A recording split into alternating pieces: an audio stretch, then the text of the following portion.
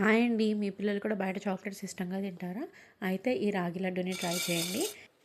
First నేను 1 bowl of pumpkin seeds తీసుకున్నానండి.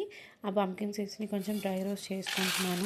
అవి రోస్ట్ అయినా నేను పక్కన పెట్టుకుంటున్నానండి. ఇప్పుడు బాదాంని రోస్ట్ చేస్తున్నాను. బాదాం కూడా నేను సేమ్ క్వాంటిటీ తీసుకున్నానండి 1 బౌల్లో. సో అవి కూడా డ్రై రోస్ట్ చేస్తున్నాను. రోస్ట్ అయిన తర్వాత వీటిని కూడా నేను సపరేట్ బౌల్లో పెట్టుకుంటున్నాను. అండ్ ఫ్లాక్ సీడ్స్ని యాడ్ చేసుకుంటున్నాను. ఇవి కూడా డ్రై రోస్ట్ చేసుకుంటున్నానండి.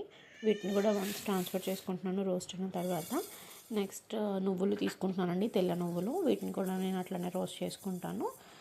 ఇవి కూడా మంచిగా రోస్ట్ అయిన తర్వాత వీటిని కూడా ట్రాన్స్ఫర్ చేసుకుంటాను. నేను ఇప్పటివరకు 3 ఐటమ్స్ తీసుకున్నాను కదండి. అవి నేను ఆల్మోస్ట్ అన్నీ సేమ్ క్వాంటిటీ తీసుకున్నానండి. బట్ నువ్వులు మాత్రం half of all the nuts quantity తీసుకున్నాను. సో అవన్నీ ఒకదాని తర్వాత ఒకటైతే నేను గ్రైండ్ చేసుకుంటున్నాను. ఇట్లా పౌడర్ లాగా చేసుకుంటున్నాను. అండ్ నేను కొంచెం మరీ పౌడర్ లాగా చేయట్లేదు, మరీ టూ మచ్ పౌడర్ చేయట్లేదు, కొంచెం రఫ్గా కోర్స్ చేస్తున్నాను.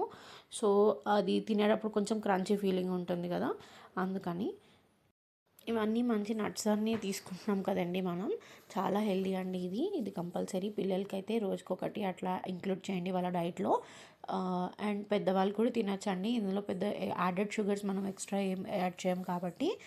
అండ్ వన్స్ ఇవన్నీ పౌడర్ అవుతున్నాయి కదండి, అయిపోయిన తర్వాత నేనైతే రాగి ఫ్లోర్ తీసుకుంటున్నాను.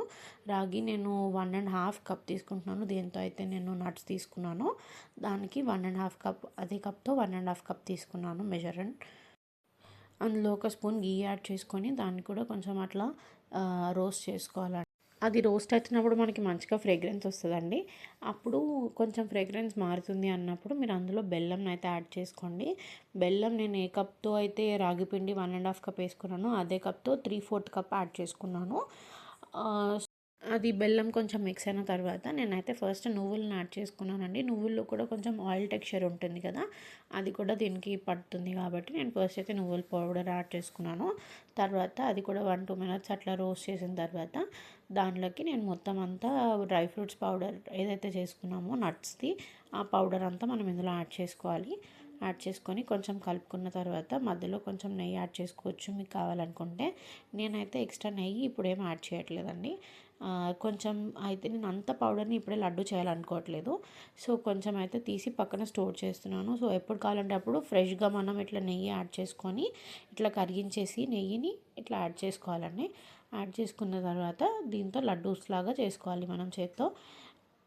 ఆ పౌడర్ అనేది నేను ఎప్పటికప్పుడు ఫ్రెష్గా మళ్ళీ నెయ్యి కలుపుకొని చేసుకోవడానికి ఈజీగా ఉంటుంది కదండి. సో కొంచెం ఎక్స్ట్రా పౌడర్ చేసి పక్కన పెట్టుకున్నాను. డెఫినెట్గా అయితే ట్రై చేయండి, ఇది చాలా ఈజీ.